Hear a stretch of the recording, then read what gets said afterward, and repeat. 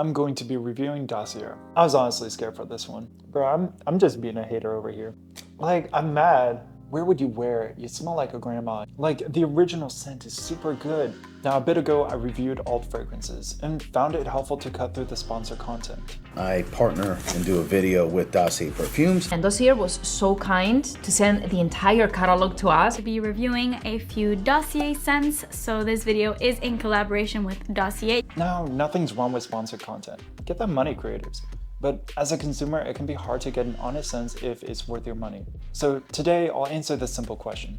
Is Dossier worth it? To do this, I ordered 7 fragrances with varying degrees of familiarity, no communication with the company, and with my own money. But I'm doing this for you, so if you like this video, be sure to like and subscribe. Dossier was founded in 2018 and based in New York, but has an in-house perfumer in France who claims to challenge the fragrance industry by creating scents that aim to replicate niche and designer fragrances, while cutting out the middlemen to offer them at a fraction of the cost.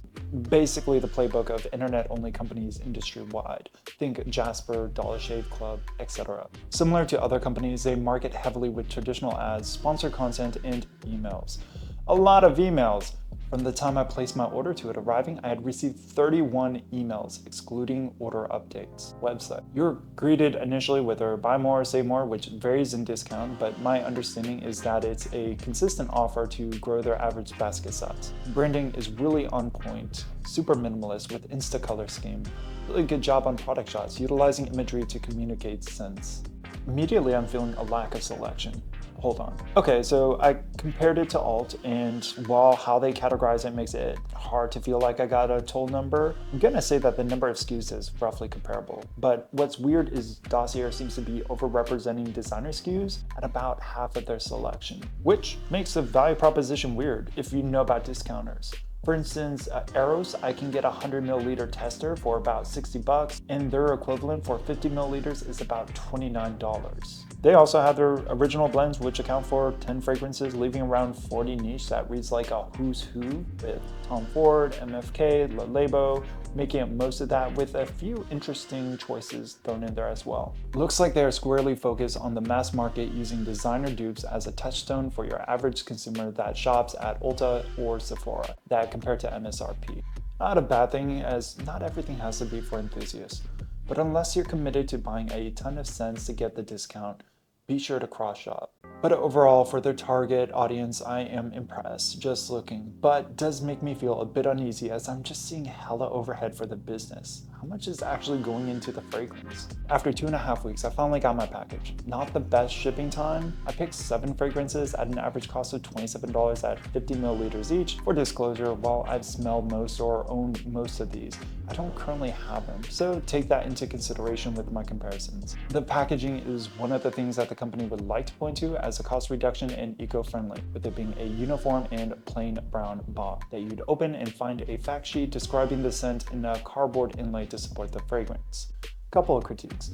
The inlay in half of them was not supporting the fragrance, with the bottle free to jostle beneath it. Second, on the eco-friendly front, if you compare the fragrance box to others, it's rather large, and it would seem that if you're optimizing for eco-friendly, besides the material of the box, you'd want to minimize the footprint for transportation, as needless volume drains efficiency. I'd be open to counterpoints, but the packaging to me seems to be a signaling device and a Le Labo dupe rather than an answer to protecting the environment. Another thing missing is the sample that's supposed to be included to allow you to test it without using the full bottle. To reduce waste if you need to return it, as none of my 7 cents included it. Now, according to the website, this won't impact my ability to return it, but if it impacts how returns are processed, since they're used, it may add additional environmental impact. Now for the good. The scent cards and labeling on the bottle, making the notes an important part of the wearing experience, and given their target audience, mean that it's potentially a helpful way for everyday people to get used to the language and construction of fragrances. The bottles feel really good in the hand, and the magnetic cap is a nice touch. The labels are fairly consistent, some minor blemishes. If I could nitpick, the cap could be a touch heavier, but that'd be a cherry on top and definitely not expected at this price point. All right, let's get into the scents themselves. All right, so we got our first fragrance, and it is none other than Musky Musk. Now, I'll admit I'm a bit cheeky with this because it is probably the simplest fragrance to dupe, as it is predominantly ISOE Super. This is a dupe of Juliet Has a Gun. Of course, there are a couple other ingredients in there, but they play a faint kind of withering role in the overall thing. The key star is the ISOE Super. So let's give it a sniff.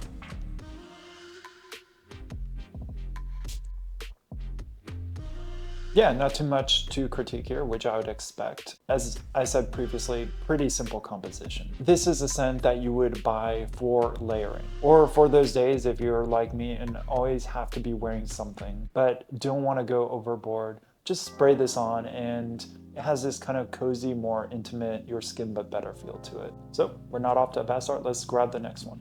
All right, next one we got is Floral Rose. This is a dupe of Le Labo's Rose 31. Let's give it a sniff, see if it compares.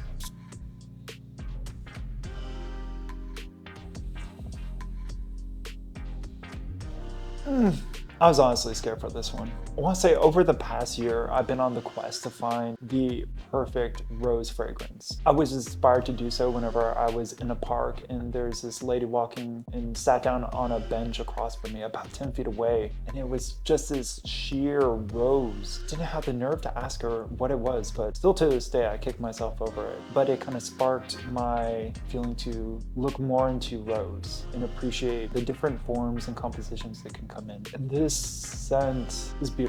Like, the thing that shocks me about this has a glossy finish to it. The alt fragrances, there's this kind of like fuzzy distortion through it, which I didn't harp on it too much because that's kind of the expectation at the price point. This has that kind of glossiness to it. You have this kind of sheer rose floating over the top, and then you have this kind of warm, incensey base to it. And it just kind of isn't too in your face, but it makes you notice.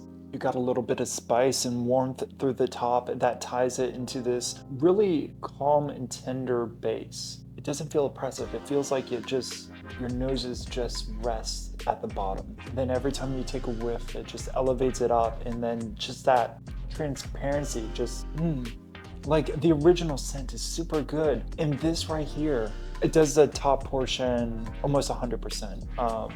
If there's any differences here, I would say it would be like the top little detail, like the top little spiciness is like a little bit more textured in the original. In the base, I think it has like a lower threshold on the base in terms of the base notes, whereas the other one is like a little bit more warm and inviting.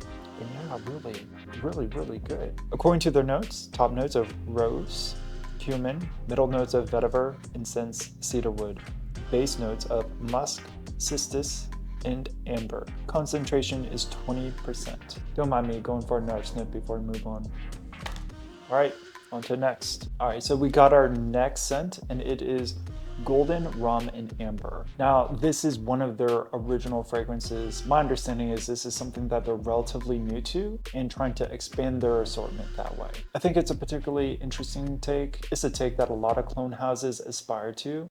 Recently, Armaf released their own private key line, and as far as I can tell, those are original scents. It's definitely something laudable, you know, to move beyond copying other people and try to express your own creativity. However, I feel like the lens that you view a company that is predominantly a clone company makes it hard to appreciate it. But with that said, I wanted to at least engage with the idea and see if I can judge it. With that said, let's give it a sniff.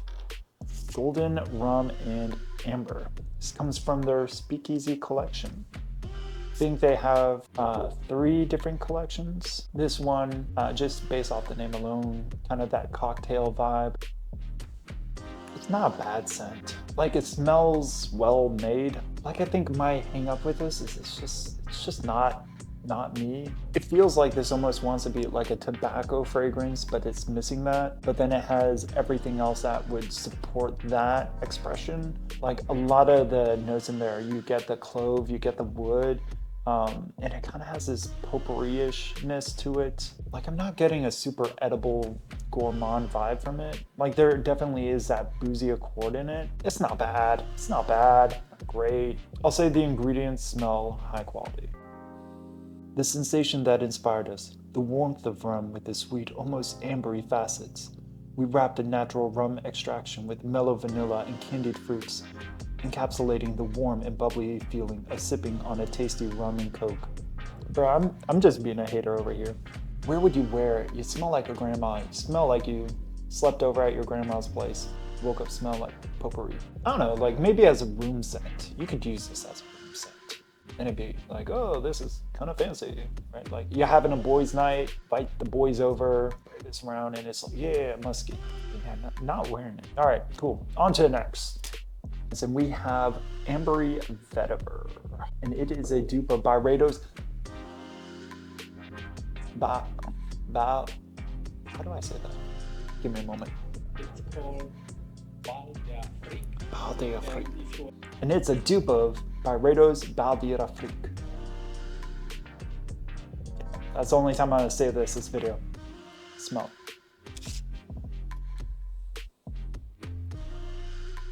So this one, I'm actually really curious to smell because I have not smelled any of Byredo's fragrances. I want to, it's just, they fit a particular niche, like that hipster niche, and I'm not quite there yet. I got way more fragrances I want to spend my money on before I get to them, but I'm always curious. So let's give it a sniff. Okay. I'm in my feels here. Oh, it's so good. Like, I'm mad. Why have I not smelled this before? This is actually really good. I'm trying to think of how to phrase it. Like, it's super nostalgic. Okay, so you remember like growing up, you as a child, you go over to people's house and everybody has that kind of like smell about them. Like everything they own smells like one thing. Like maybe it's a mixture of their laundry detergent, just like how they smell, what they eat, so on and so forth. Like this reminds me of a childhood friend and everything they smelled just like this. Except this is that, but better. This is the nostalgia version of that. Like I like the way that it's using the kind of like citrus notes in it. I feel like citrus is an underused ingredient in fragrance all around. But this, like the top is almost like a little bit bitter, right? Like a little bit sour, like it smooths it off. Like you're not getting what you want out of it. Like it's not super sweet. Like there's sweetness in the center. There's like fulfillingness there, but at the top it just turns around, turns your nose a little bit. And at this base, you got this like, this human musk. It smells like human, that's what it does. But like, as I said, a idealized version of human. Oh, this one's good. It definitely is more a subtle. I could really see this being like a signature scent. Just like you wear it and people don't know what to think. Because it doesn't immediately like you can tell you're wearing something, but like nothing that anybody's ever smelled. I'll say the fragrance is a bit matte in certain places, especially as it dries down, which is fine. It matches kind of what I think the fragrance is trying to do. So let's take a look at the ingredients. Top notes of bergamot, lemon, and middle notes of orange blossom, marigold, violet. Base notes of vetiver, amber, and cedarwood.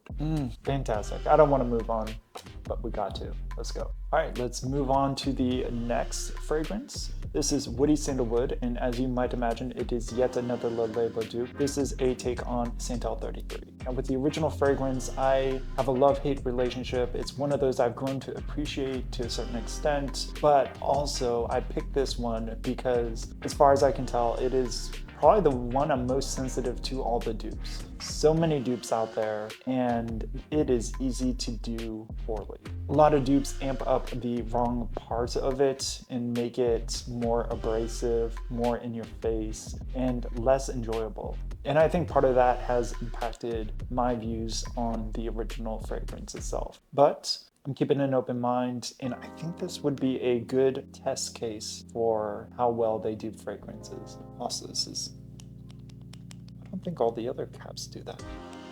You hear that? Onto the scent. One thing I'm noticing with all these, sometimes there can be like a little bit of the alcoholic opening, that in your face abrasiveness, but it's really minimal here. Okay. I think this is actually a really well done dupe. There are some obvious difference between that and the original. It has lost a lot of the texture in the original. It seems like all the interesting parts are toned down. But as I said, like a lot of my critiques of other dupes of this particular fragrance is how they mismanage those aspects, the texture. amp up the wrong parts. Like it's super hard apparently for companies to do that part correctly. And so I feel like what they did here was just tone down the detail to have a better overall scent, which I think is a respectable thing to do. A lot of people think that dupes are about getting as close to the fragrance as possible, and that is aspirationally what they're trying to do. But you're trying to do it at a given price point. So a key component of it, I would imagine, I'm not a perfumer, would be making intelligent compromises. Like what parts do you have to cut? Even if you have access to the same ingredients or notes, they're not all going to be the same quality. There's a reason why I think it's Coco Chanel's company has bought up a whole ton of like lavender fields or some flower, and they do that to own their ingredients, own their quality, to make it to where other people can't duplicate it. If they were to source it from somebody, then that person could sell to somebody else. I think that kind of illustrates the difficulties in creating a dupe. And yeah, like this is comes across, like in all the ones I've smelled so far, comes across like very kind of clean. There's no fuzziness to it. There's no harsh opening to it. Just their idea of the particular scent. Yeah, you get that sandalwood. You still get that like dill pickle-ishness to it. But again, here it's more palatable and it's blended into the other notes in a way that makes it feel natural. Where you can pick it out, but it's not like a focal point. I think this is well done. Again, the scent isn't my particular scent that I aspire to. I will definitely wear it. The notes on this one, top notes of violet leaves, cardamom, middle notes of orris, ambrox, cedarwood, cypriol, base notes of musk, sandalwood, and amber. Concentration is 25%. Really came into this thinking I would shit on them, honestly. All fragrance, I look back at the review and I should have gone harder on them. They were so inconsistent, and even the ones that were good, like, still had that kind of fuzziness to them. So far, like, I'm super impressed. All right, let's go on to the next one. Next fragrance is Woody Rum. This particular fragrance is a dupe of Kilian's Straight to Heaven. Now, the original fragrance, I have fond memories of it. I first wore it whenever I was living in a van and would spend the hot summers in a lot of movie theaters. The cheap ones, the matinee seats, just to get you out of the heat. And I remember wearing this at the back of the theater and it just being so intoxicating. I really loved it, enjoyed it. Kilian's one of my favorite brands and it holds a special place in my heart. Let's see if this one can compare. This one ought to be a little bit interesting.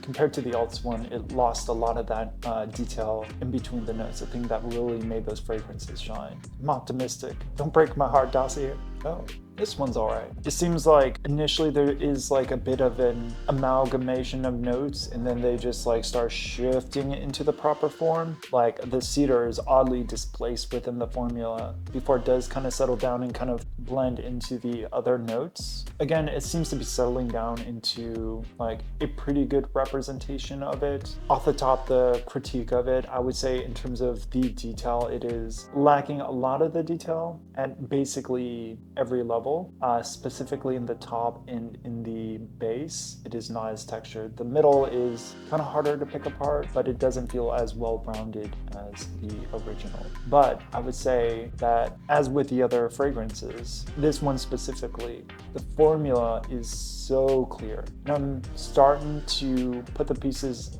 together in terms of why I think so. And I'll go into that later. This scent is just so enjoyable. It is this sugary, sweet, woodsy smell and definitely is unisex. It's more female leaning, although I'm not even entirely sure if most females would be comfortable with this. Like it really does have this center of woodsiness to it, but it is so candied up and sweet and dolled out. Like it's one of those scents that has its own identity that kind of takes you to a place, like a more forgiving place.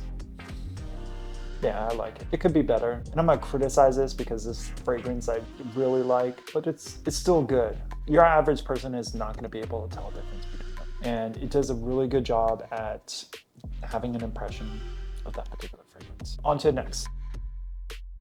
In the beginning, I asked a simple question. Is Dossier worth it? Short answer, yes. Long answer, yes, but with more words and asterisks. In terms of business, and I'll emphasize that this is speculation and I could be very, very wrong. I hate how perfect their funnel is. As mentioned before, it feels ripped out of every playbook from 2010 onwards. But it doesn't mean the customer is always on the wrong side. I'd venture to guess most of their margin is made on people just trying them out. If you buy in bulk, you probably make out the best and probably spread the news to new customers that'll make up the margin just by trying them out. With their subscription model, they're trying to rein in the loyals to become more frequent, therefore less volume customers, driving the margin higher. My guess would be that they keep the SKU number light at about 100 to reduce operational costs but also drive FOMO, with most of the rotation being in the niche segment, as designers are the mainstream ramp and originals less cost and a potential pivot. At first, when I thought of this review, I thought I literally abused their return policy and send it all back thinking that their fragrances had to be the weak link. I was ready to dunk on them, partially explaining the reason I picked a mix of sentimental scents to feel the disdain. But their scents from everything I've smelled today demonstrate a clear competency with the product they're involved in. Even at their worst, I was able to understand how it was made into a product, and the compromises were handled with the care of the art. As I sit here thinking about it, the numbers aren't adding up, and if indeed they are, they seem fairly thin. My intuition is leading me to speculate that the vision and therefore the capital brought in has to be bigger than expressed currently. I fear I've spoken out of turn. I am not a business or fragrance expert, and I presume that people watching just wanted to know if they should buy this dupe from here or nah. So to conclude, I'll refer to the short answer. Yeah, they're good.